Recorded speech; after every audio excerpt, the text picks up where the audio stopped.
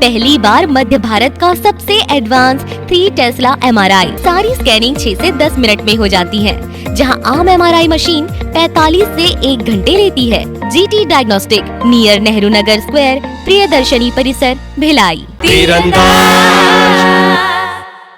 नमस्कार, मैं हूं मयंक चतुर्वेदी और आप देख रहे हैं तीरंदाज। आज हम हैं दंतेवाड़ा के उस बारसूर जगह पर जहां से बोध घाट परियोजना की शुरुआत होनी है। वही बोध घाट परियोजना जो 1980 से लंबित है। गोदावरी का जो जल समझौता था उसके बाद से जो है इसी बारसूर में, जो दंतेवाड़ा ज़िले में आता है, उसी बारसूर ज़िले में जो है, वैसे देखा जाए तो ये बीजापुर ज़िले में आता है। राजस्व गांव जी बीजापुर है, लेकिन थाना जो है दंतेवाड़ा ज़िले में पड़ता है, बारसूर थाना। तो ये जो आप पत्थर पीछे देख रहे हैं, हम अपने सहयोगी अनूप जी से बोलेंगे कि अनूप जी ज़रा ये पत्थर दिखा दें। ये पत्थर गांव वाले बताते हैं कि 1980 में लग गए थे, जब गोदावरी समझौता हुआ था, जल बंटवारा समझौता हुआ था। उसके बाद यहाँ एक बांध बनाया जाना था और उस बांध से 125 मेगावाट बिजली का उत्पादन होना था।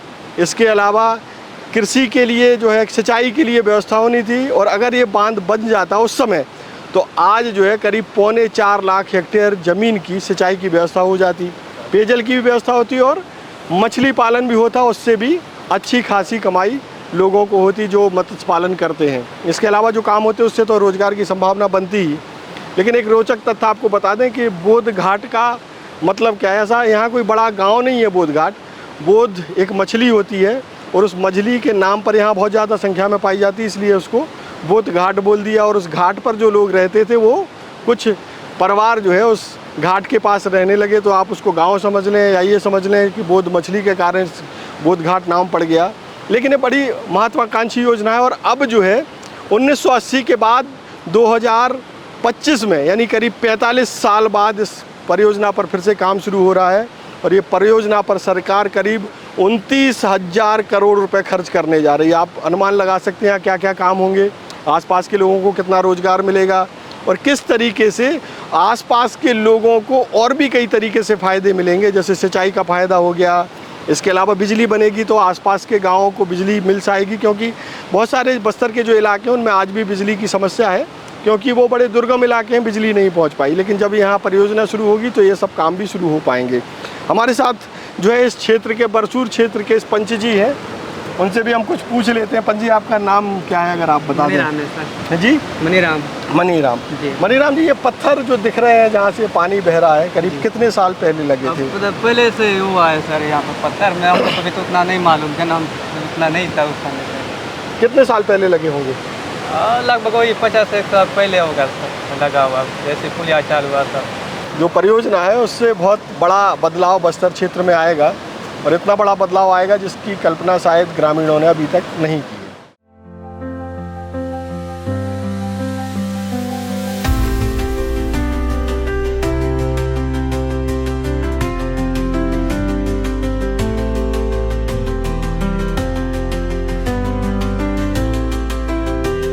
लंबे समय तक नक्सलवाद के कारण विकास में पिछड़े बस्तर संभाग में नक्सलियों की विकास विरोधी गतिविधियों के कारण इस क्षेत्र में खेती का उस तरह से विकास नहीं हुआ जिस तरह होना चाहिए था। अब बोध घाट बांध परियोजना यहाँ खेती किसानी को नया जीवन देगी।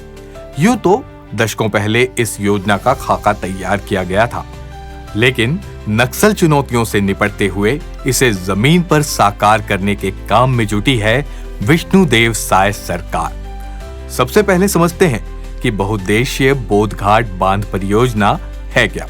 बहुउद्देशीय बोध घाट बांध परियोजना इंद्रावती नदी पर प्रस्तावित है और अब इसे अमली जामा पहनाया जा रहा है। इंद्रावती नदी गोदावरी नदी की बड़ी सहायक नदी है। इंद्रावती नदी छत्तीसगढ़ में कुल 264 किलोमीटर में बहती है। यह परियोजना दंतेवाड़ा जिले के विकास खंड एवं तहसील गीदम के ग्राम बारसूर से लगभग 8 किलोमीटर एवं जगदलपुर शहर से लगभग 100 किलोमीटर दूरी पर प्रस्तावित है।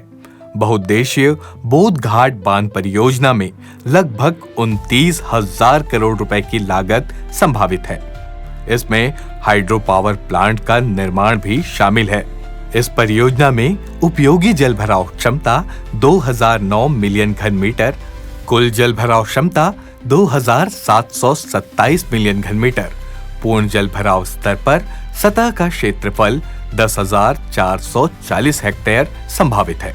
छत्तीसगढ़ में बोधघाट परियोजना का क्रियान्वयन किया जाना है और यह एक बहुउद्देशीय परियोजना है जिसके अंतर्गत न केवल सिंचाई की सुविधा का विस्तार होगा बस्तर अंचल में, बल्कि साथ ही साथ जो बिजली का जो उत्पादन है वो भी इसके साथ होगा। तो ये हम सभी जानते हैं कि जो सबसे बड़ी चीज़ जो खेती किसानी के लिए है या किसानों के लिए है वो सिंचाई की उपलब्धता सबसे बड़ी बात है। यदि सिंचाई की उपलब्धता हो पाती है तो न केवल फसल का उत्पादन बढ़ेगा बल्कि किसानों की भी आर्थिक स्थिति अच्छी होगी और ग्रामीण जो विकास है उसको गति मिलेगी। तो ये सिंचाई की एक बहुउद्देशीय परियोजना है। और दूसरी चीज़ जो है बिजली की जो उपलब्धता है, इससे बिजली की उपलब्धता जो हाइड्रो पावर जो जनरेट होगा, ये एक हमारा वैसे छत्तीसगढ़ वैसे भी जो है ऊर्जा का हब है और यहाँ पे हम अपनी बड़े पैमाने पे ऊर्जा का जो है बाहर भी हम भेजते हैं राज्य से। तो यहाँ के उद्योगों के लिए, यहाँ के किसानों के लिए और खासकर इसमें यदि ये इतनी बड़ी परियोजना है कि इससे जो मत्स्य पालन का भी बहुत उसको बढ़ावा मिलेगा उस अंचल में। तो ये परियोजना पिछले काफ़ी समय से लंबित थी, लगभग 40 साल से भी अधिक सालों से इसकी चर्चा हो रही थी और जब इसे प्रारंभ किया जा रहा है तो ये एक बड़ी सुखद समाचार है कि ये लंबित परियोजना छत्तीसगढ़ में अब चालू होगी और लगभग ये 29,000 करोड़ की ये परियोजना है। और जब इसका पूरा स्वरूप आ जाएगा, इस पूरा परियोजना जब क्रियान्वित हो जाएगी तो ज़रूर इससे बस्तर की, न केवल बस्तर की जो है आर्थिक स्थिति में परिवर्तन आएगा, वहाँ के ग्रामीण इलाके में और साथ ही साथ अन्य दूसरे जो क्षेत्र हैं वहाँ पर, परंतु इसके साथ साथ छत्तीसगढ़ राज्य की भी जो हम कहें विकास को गति मिलेगी। तो ये जो उद्योगों की स्थापना है या कृषि उत्पादन में वृद्धि होने के साथ साथ आम लोगों का भी जीवन स्तर में सुधार आएगा। खासकर जो पेयजल की जो उपलब्धता होगी, शुद्ध और स्वच्छ जो पेयजल भी मिल पाएगा इस परियोजना के माध्यम से, तो ये भी एक बड़ी उपलब्धि होगी। ऐसी बड़ी परियोजनाएं जो है जब लागू होती हैं एक राज्य में तो वहाँ के पूरे जो क्षेत्र है उसका पूरा एक स्वरूप बदल जाता है। और ये बहुत आवश्यक है कि यदि हम विकसित भारत के साथ साथ हम विकसित राज्यों के अंतर्गत यदि छत्तीसगढ़ की यदि हम कल्पना करते हैं तो ऐसी बहुउद्देशीय परियोजना का उसमें एक बहुत ही महत्वपूर्ण रोल होता है किसी भी राज्य को विकास को गति देने के लिए। गोदावरी जल विवाद अभिकरण के वर्ष 1980 के अवार्ड में इस परियोजना का उल्लेख है। यानी यह परियोजना एक तरह से 45 साल से प्रस्तावित है, लेकिन नक्सल समस्या इस परियोजना के क्रियान्वयन में बड़ी बाधा बनी रही। अब सवाल उठता है कि इस परियोजना से लाभ क्या होगा।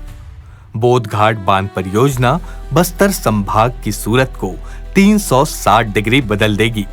इस परियोजना से न केवल सिंचाई के क्षेत्रफल का विस्तार होगा बल्कि बिजली, मत्स्य उत्पादन और पेयजल की उपलब्धता में भी बढ़ोतरी होगी। इसे विस्तार से बताते हैं। बोधघाट बांध परियोजना के पूर्ण होने के बाद सिंचाई क्षेत्र में 3,78,475 हेक्टेयर की बढ़ोतरी होगी। इसका सीधा लाभ बस्तर संभाग के किसानों को होगा। इसके अलावा इस परियोजना के माध्यम से 125 मेगावाट का विद्युत उत्पादन भी किया जाएगा। छत्तीसगढ़ पहले से ही सरप्लस बिजली का उत्पादन करके दूसरे राज्यों को रोशन कर रहा है। इस परियोजना के बनने के बाद छत्तीसगढ़ बिजली उत्पादन के मामले में और भी आगे निकल जाएगा। बोधघाट परियोजना के माध्यम से प्रदेश को केवल यही दो लाभ नहीं होंगे, यह योजना मत्स्य उत्पादन में भी वृद्धि करेगी। एक अनुमान के अनुसार इस परियोजना के माध्यम से हर साल 4,824 टन मत्स्य उत्पादन होगा। इन सब के अलावा सबसे बड़ा जो लाभ होगा वो होगा पेयजल की उपलब्धता का। परियोजना के माध्यम से 49 मिलियन घन मीटर पेयजल की उपलब्धता सुनिश्चित होगी। इससे क्षेत्र के लोगों को शुद्ध और स्वच्छ पेयजल उपलब्ध कराने में मदद मिलेगी। देखिए, एक तो छत्तीसगढ़ सरकार की एक बहुत अच्छी योजना है कि बोधघाट परियोजना को एक लंबे अरसे के बाद इस सरकार ने फिर से जो है प्रारंभ करने का निर्णय लिया है, तो एक स्वागत योग्य कदम है सरकार का। और सबसे बड़ी बात देखिए कि बस्तर इतना प्राकृतिक संसाधनों से भरपूर जो है इलाका रहा है, क्षेत्र रहा है, लेकिन रोजगार एक सबसे बड़ी समस्या वहाँ की रही है। और वही वजह है कि रोजगार नहीं होने की वजह से, रोजगार की कमी की वजह से वहाँ पर अनेक तरह की समस्याएं हैं। जैसे नक्सलवाद का भी जो है बढ़ा चढ़ा जो आज रूप हम लोग देख रहे हैं, वो उसी वजह से है कि रोजगार नहीं है, इसलिए पढ़े लिखे जो युवा हैं वो एक अलग रास्ते पर जा रहे हैं। तो ये जो तमाम जो चीज़ें हैं कि संसाधनों से भरपूर होने के बावजूद भी बस्तर जो है प्राकृतिक संसाधन, चाहे जल संसाधन हो, चाहे खनिज संसाधन हो, तमाम सुविधाओं के होने के बावजूद भी वहाँ पर रोजगार के कोई जो है खास व्यवस्था नहीं है, पर्याप्त व्यवस्था नहीं है। इसलिए वहाँ के लोगों को न चाहते हुए भी ऐसे काम करने पड़ते हैं और पड़ रहे हैं, और युवा इसलिए गलत दिशा में जा रहे हैं। तो जितना जल्दी ये परियोजना शुरू होती है और लोगों को रोजगार मिलता है, तो मुझे लगता है कि एक बहुत अच्छा कदम होगा, केवल बस्तर के लिए नहीं बल्कि पूरे प्रदेश के विकास के लिए जो है ये एक अच्छा कदम माना जाएगा। सरकार यदि इसकी पहल कर रही है और जितना जल्दी इस योजना को, परियोजना को चालू करती है, तो मुझे लगता है कि इसमें विपक्ष को भी कोई आपत्ति नहीं होनी चाहिए और एक अच्छी परियोजना है। छत्तीसगढ़ में विकास दर जो है अच्छी है अभी।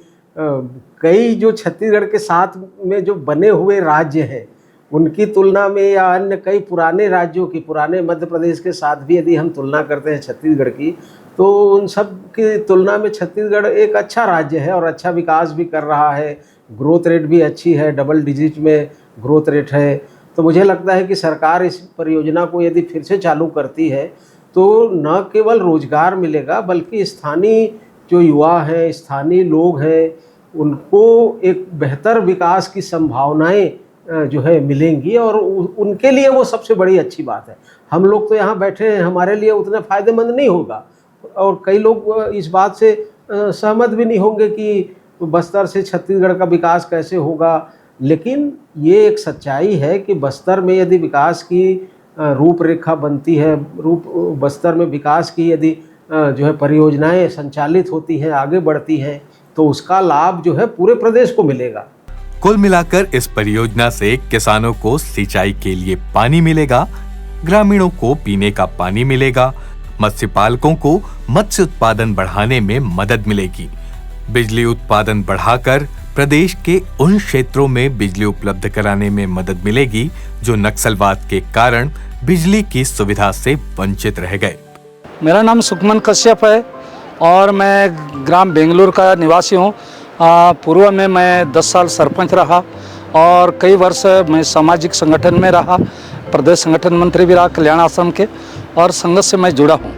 और ये गत करीब 1979 से ये जो बोधघाट प्रोजेक्ट है जो चालू हो रहा है, अब मुख्यमंत्री जी उन्होंने स्पष्टता कहे कि आप लोग को हम इतना लाभ देंगे और यहाँ के प्रत्येक घर को हम एक व्यक्ति को सर्विस देंगे।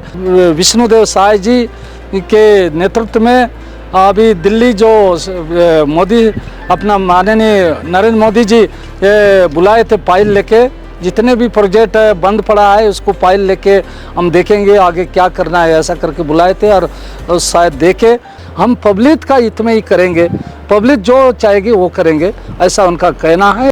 अब हम आपको बताते हैं कि बोधघाट परियोजना के माध्यम से जो लाभ होगा उससे किन किन जिलों के लोग लाभान्वित होंगे। बहुउद्देशीय बोधघाट बांध परियोजना से बस्तर संभाग के दंतेवाड़ा, बीजापुर, सुकमा के अलावा कांकेर जिले के कुल 269 गांवों को बड़ा लाभ होगा।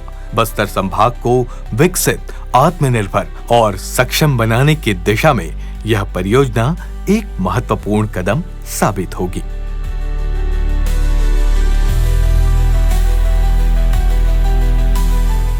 स्पर्श मल्टी स्पेशलिटी हॉस्पिटल अब गैस्ट्रोएंटेरोलॉजी की सुविधा के साथ आपकी सेवा में, साथ ही दे रहा है एम्बुलेंस के लिए टोल फ्री नंबर की सुविधा। 0030911616। स्पर्श मल्टी स्पेशलिटी हॉस्पिटल, एक एहसास अपनेपन का। तीरंदाज।